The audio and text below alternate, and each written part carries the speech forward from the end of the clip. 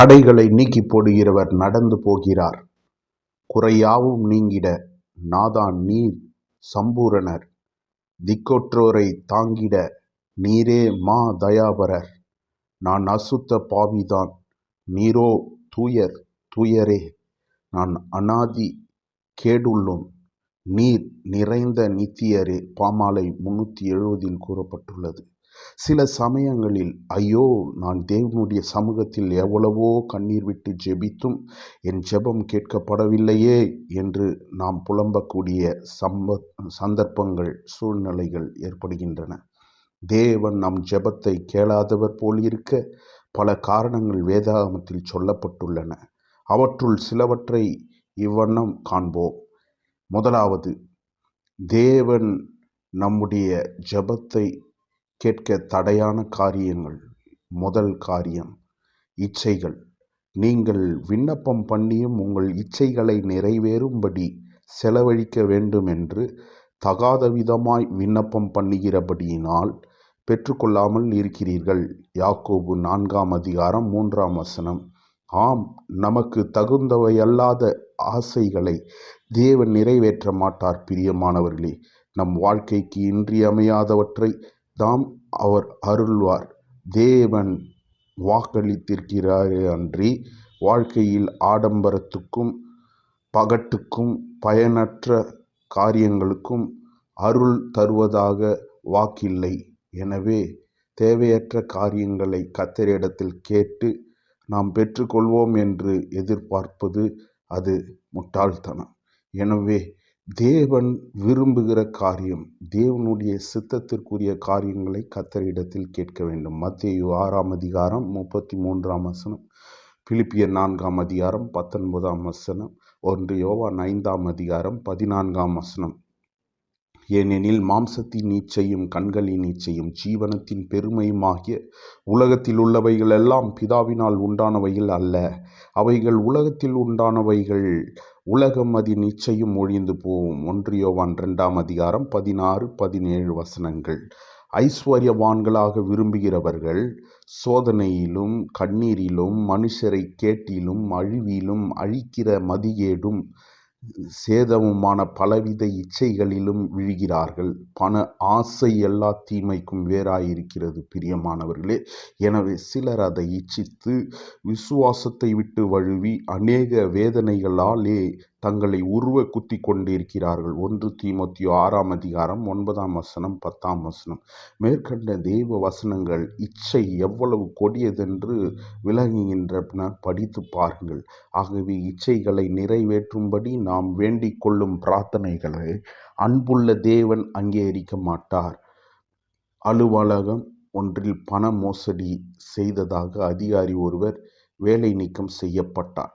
இறுதியில் அவர் பண மோசடி செய்ததற்கு மூல காரணம் அவரது மனைவிதான் என்பது வெளியாயிற்று. தன் கணவனின் வருவாய் இவ்வளவு என்று கருதாமல் கடை காணும் நகைகளையும் புடவைகளையும் மற்றும் பொருட்களையும் புதிதாக வாங்கி கொடுக்க வேண்டும் என்று அவள் நச்சிப்பாள். மனைவியின் இச்சையை நிறைவேற்றுவதற்காக தன் சம்பளம் போதாமையால் கணவன் தன் அலுவலகத்தில் பணத்தை கையாட்கள் செய்ய நேரிட்டது. ஆகவே அவர் வேலை போயிற்று. குடும்பம் முழுவதும் பசியால் வாடும் பரிதாப நிலைமை வந்தது. தம்மை நேசிப்பவர்க்கும் தம்மால் நேசிக்கப்படுபவர்களுக்கும் இத்தகைய அலுவ நிலைமை வரக்கூடாது என்பதற்காக ஆடம்பர வாழ்க்கையை விரும்பி கேட்கும் ஜெபங்களுக்கு நம் அன்புள்ள பரம தகப்பன் பதிலளிப்பதில்லை. இரண்டாவதாக, அக்கிரம சிந்தை. இந்த அக்கிரம சிந்தை உள்ளவர்களுக்கு ஜெபங்களை தேவன் அங்கீகரிக்க மாட்டார். என் இருதயத்தில் அக்கிரம சிந்தை கொண்டிருந்தேனானால் ஆண்டவர் எனக்கு செவி கொடார். சங்கீதம் 66:18. நாம் நம்முடைய தேவைகளுக்கான ஜெபங்களை கிருபாசனத்தின் முன் ஏறெடுக்கும் முன்னர் நம் நண்பர்கள், உற்றார், உறவினர் நமக்கிடையே உறவு சம்பந்தம் உள்ளவர்களாயிருக்கிறதா என்று பிறரது குற்றங்களை நாம் உள்ளமர மன்னித்திருக்கிறோமா என்றும் நம்மை நாமே தற்பரிசோதனை செய்து அறிதல் மிகவும் அவசியம்.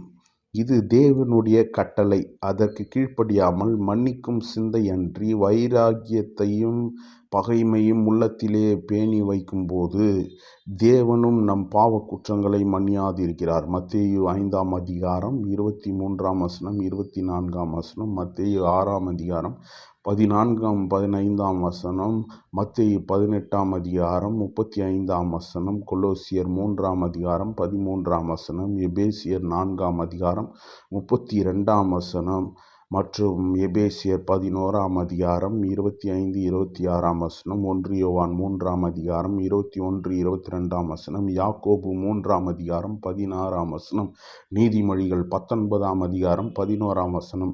பகைமை பேணிய உள்ளத்தோடு ஒருவர் ஏறெடுக்கும் ஜெபத்தை தேவன் ஏற்பதில்லை. அத்தகைய ஜெபம் தேவனுடைய சந்நிதியை எட்டுவதும் இல்லை. பிறர் கேடு நினைத்தாலும் போனாலும் நமது ஜெபங்கள் தேவனை சேராதபடி இடமளிக்கும் தடைகளாம்.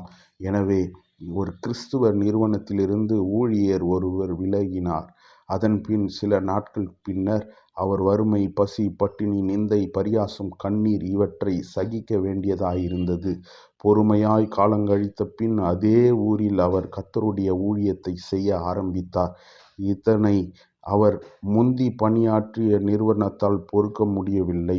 அவர்களும் அழுக ஆரம்பிக்க சிலர் ஒரு கூடங்கூடி ஆண்டவர் அந்த போதகருடைய ஊழியத்தை ஆசீர்வதிக்க கூடாதென்று உபவாசம் பண்ணி ஊக்கமாய் ஜெபித்து வந்தனர்.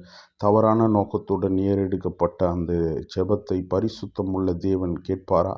சில தினங்களுக்கு அவ்வாறு ஜெபம் பண்ணி கொண்டிருந்தவர்களும் பலர் கொடிய இரத்த பேதியால் வருந்தினர். சிலர் மடிந்தனர். அந்த ஏழை போதகரின் ஊழியமோ சுடர்விட்டு ஒளி வீசியது. தேவன் தாமே இத்தகைய அக்கிரம சிந்தை நம்முடைய இருதயத்தில் குடிகொள்ளாதிருக்க துணை புரிவாராக. 3வது காரியம், தேவன் நம்மை ஆசீர்வதிக்க தடையான காரியம் அவிவிசுவாசம். பிரியமானவர்களே, பொல்லாத அசுத்த ஆவி ஒன்றினால் அலைக்கழிக்கப்பட்ட சிறுவன் ஒருவனை அவனுடைய தகப்பன் இயேசுவின் சீடர்களிடம் கொண்டு வந்தான். அசுத்த ஆவியை துரத்திவிட அவர்களால் எவ்வளவோ முயன்றும் அவர்களால் இயலவில்லை. சீடர்கள் இதற்கு காரணத்தை இயேசுவிடம் கேட்டபொழுது, உங்கள் அவிவிசுவாசத்தினால் தான் என்று இயேசு கூறினார். மத்தேயு 17ஆம் அதிகாரம் 20ஆம் வசனம். மேலும் அந்த சிறுவனின் தகப்பன், ஆண்டவரே, என் அவிவிசுவாசம் நீங்கும்படி உதவி செய்யும் என்று கண்ணீரோடு சொன்னான் என்று பார்க்கிறோம். மார்க் 9ஆம் அதிகாரம் 24ஆம் வசனத்தில் அதை பார்க்கிறோம். அதன் பின்னரே இயேசு சிறுவனை குணமாக்கினார். இதிலிருந்து நாம் அறிந்து கொள்ள வேண்டியது யாதெனில், சீடர்களிடத்திலும் தகப்பனிடத்திலும் காணப்பட்ட அவிவிசுவாசமே அந்த தகப்பனுடைய வேண்டுகோள் நிறைவேறிட தடையாயிருந்தது என்பதை நாம் அறிந்து கொள்ளலாம்.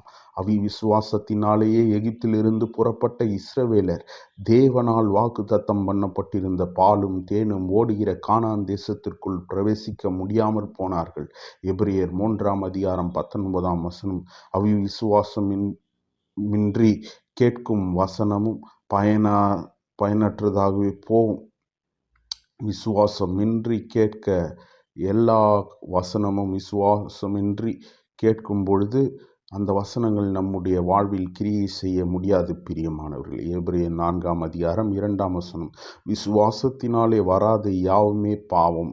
ரோமர் 14ஆம் அதிகாரம் 23ஆம் வசனம் என்ற கூற்று நம்மை நடுங்க செய்கிறதென்றோ, தேவன் தாமே அவிவிசுவாசம் என்னும் கொடிய விஷயத்தினின்று நம்மை காப்பாற்றுவாராக.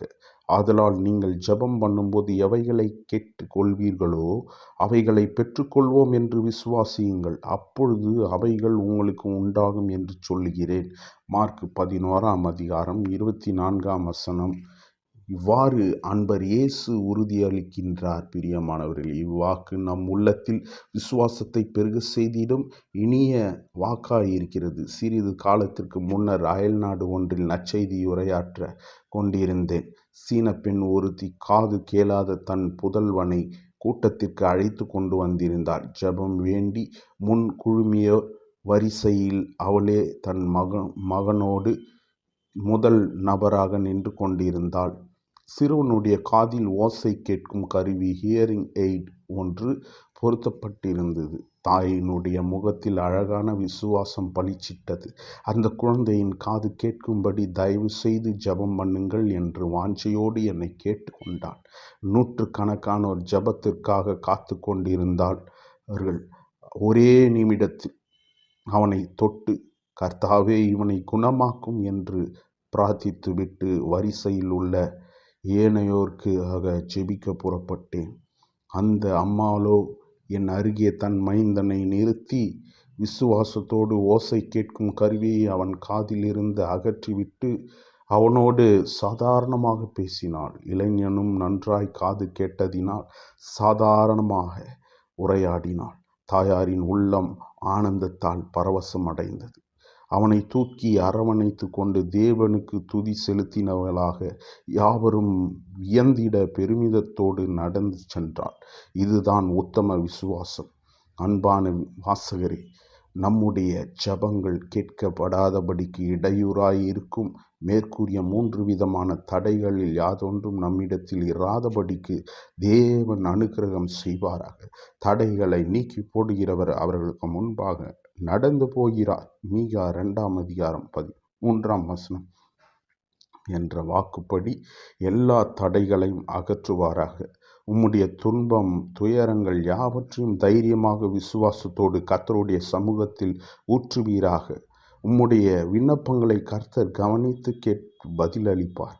எனவே கர்த்தர் தாமே உங்களுடைய ஜெபங்களை கேட்பார் என்ற நம்பிக்கையுடன் நாம் ஜெபிப்போம். அப்பொழுது கர்த்தர் பெரிய காரியங்களை செய்வார்.